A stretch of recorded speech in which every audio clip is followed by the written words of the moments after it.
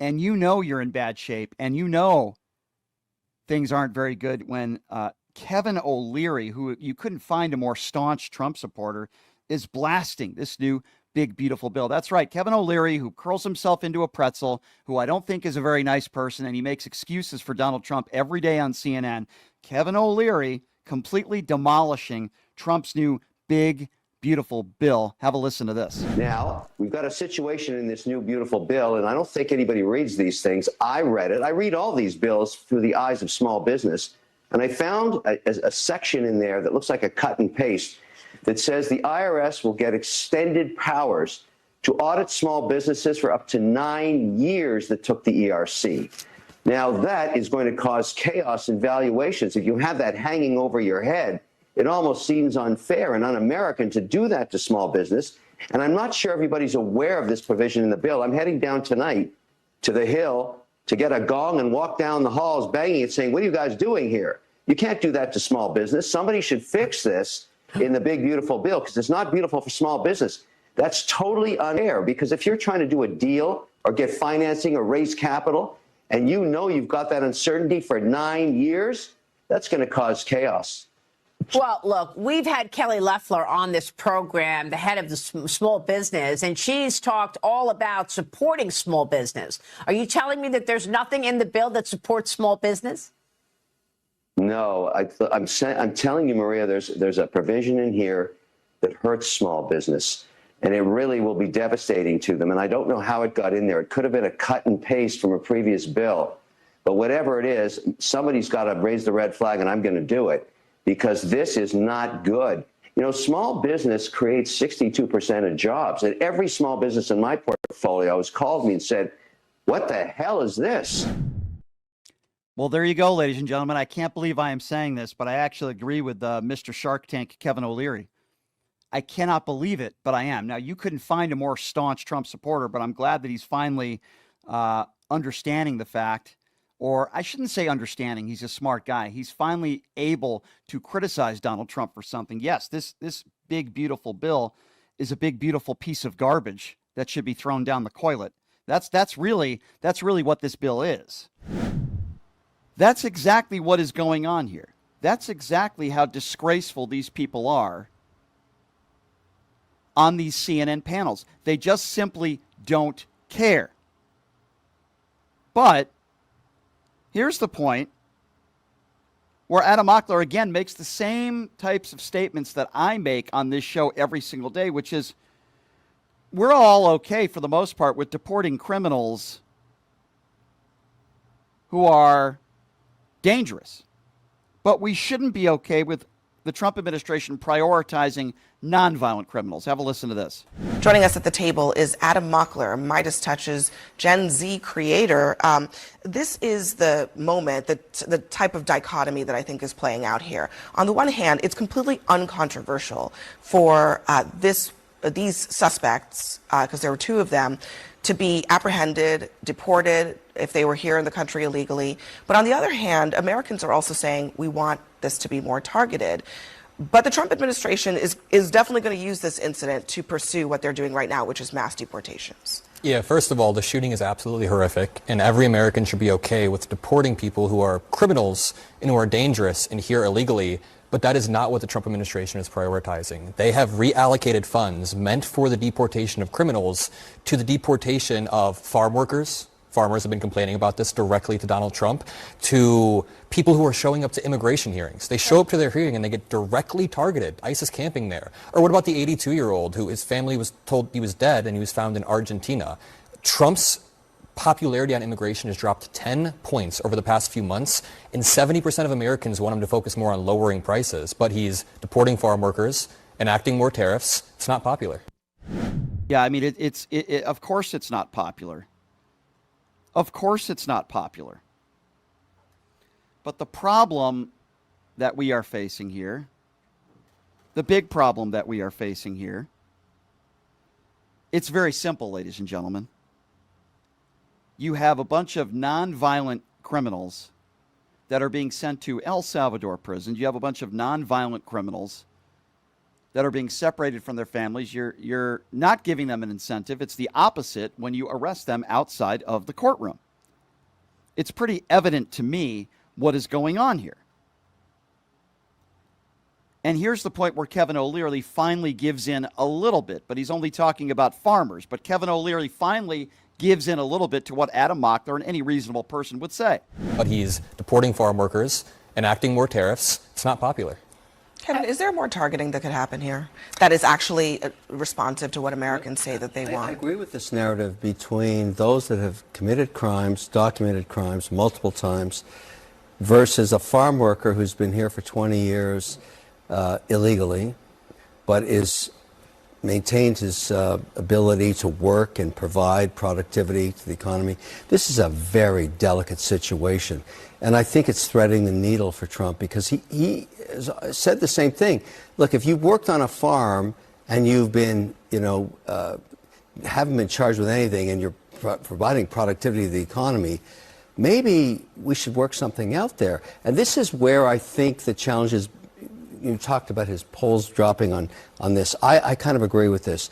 If you're a criminal and you've been charged, you're out of here. I think everybody agrees with that.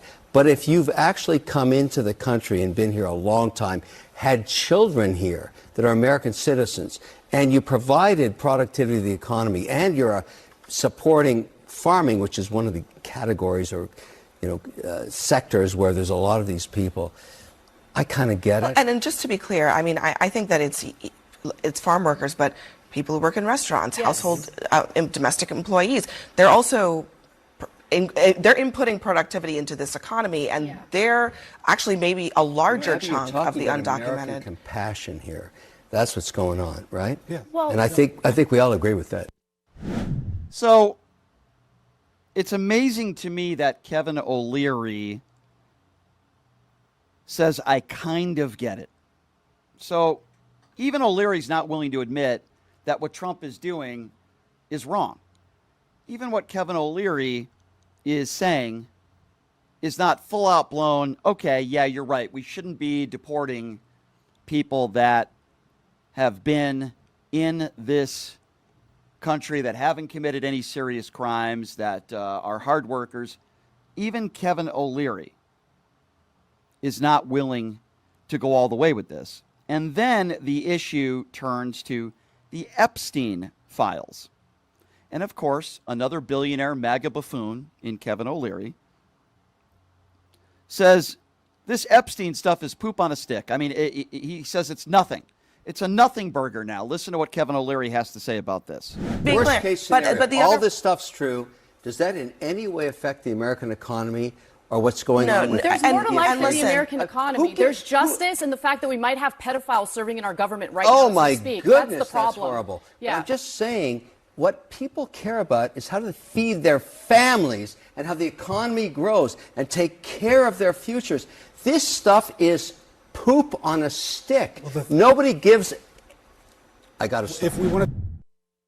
Interesting that he's about to say nobody gives a crap, right? Except all of the MAGA base for years. But now, all of a sudden, nobody gives a crap because Donald Trump is probably on the Epstein list. I mean, this really is unbelievable. It's unfathomable. I don't know what else to say.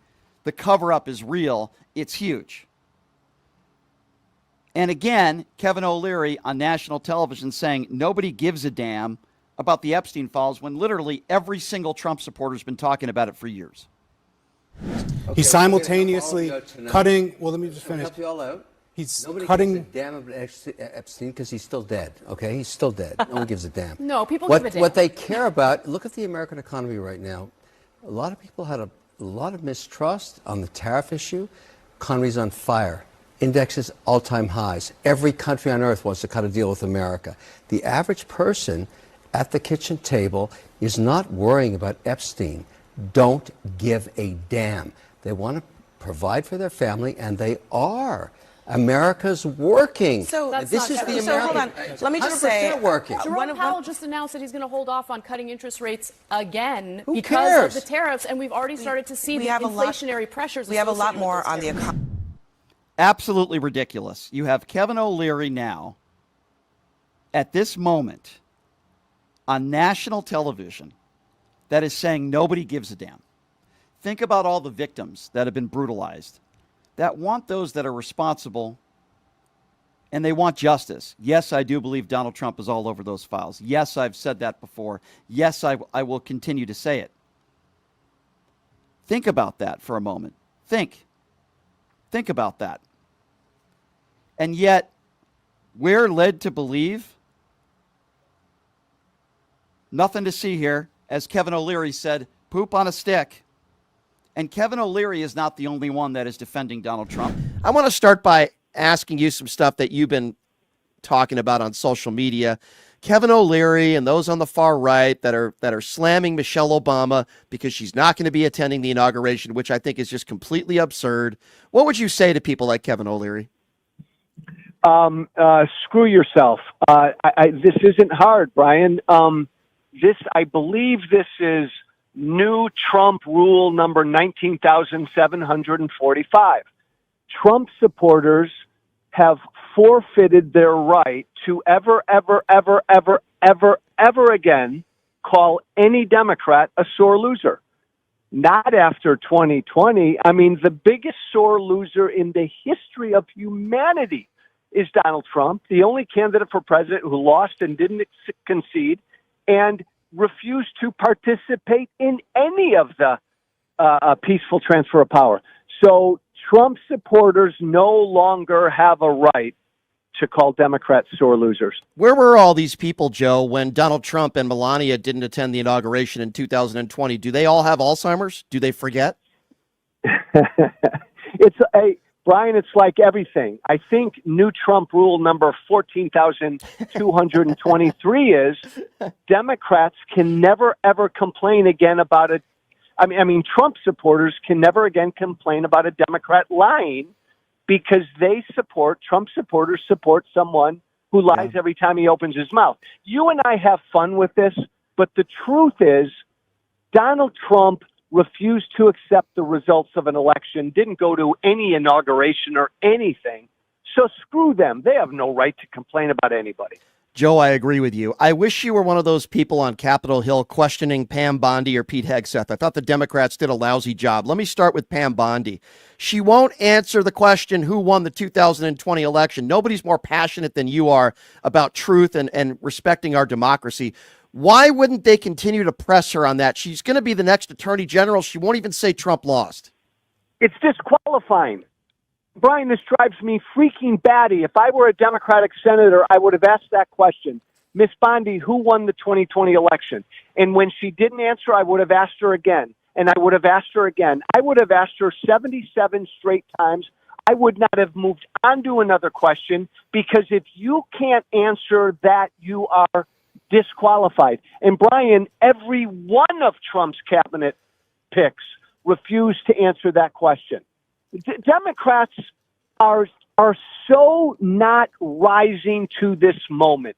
It pisses me off. And it pisses me off as well. And I wish, am I wrong in putting some criticism on Democrats? I didn't think they were strong enough. I thought they did a lousy job with Pam Bondi. I thought that they did, for the most part, a lousy job with Pete Hegseth. I have not. Well, you're right, Brian. I haven't seen one Democratic senator do a good job with any of these nominees. And again, if you believe, like I believe, that Trump picked Pam Bondi to destroy the Justice Department, Trump picked Kash Patel to destroy the FBI, and on down the line, then you've got to rise to that occasion. Yeah. We're talking about these institutions you've got to defend. Yeah, I agree. If you're just joining us, former presidential candidate, former Congressman Joe Walsh. Joe, let's go. Yeah. Brian, I am this close to becoming a Democrat just to freaking show Democrats how to fight. You know what? I wish you were. We might not agree on everything, and Democrats might not agree with you on everything, but you have that fire. You know, it's interesting because Jasmine Crockett's going to be coming on the show next week. I look at her, and I look at AOC, and I look at, some others like the Swalwells of the world. You might not agree with them on everything policy-wise, but you have to admit they have fire. They have passion. And so many of these Democrats on Capitol Hill today do not. Amen, amen, amen. They're far to the left of me, but they are They are left-wing populist fighters. We need Democrats who are left-wing populist fighters and centrist populist fighters and everything in between. Yeah, I agree. Joe, what do you make of Mike Johnson and other Republicans claiming that they might be withholding money to the California wildfire victims? They want stipulations. I just think this is so despicable, and they're playing politics with people's lives. What are your thoughts on this? Un-American, cruel, divisive, but un-American, but should be a surprise to no one because this is what Donald Trump said. Look, this is, again, Democrats, wake up. This is what the Republican Party is now. This is, Trump said the same damn thing. They're all falling in line. So we're at a point now where even life and death relief assistance is going to depend on who you voted for. You want to live in that kind of country? You want to live in that kind of country? Then vote for Donald Trump. I mean, my God, this is so easy, Brian, for Democrats to go berserk about. Agree. If you had a vote, Joe, would you vote against getting rid of TikTok, or do you think it really is truly a national security threat?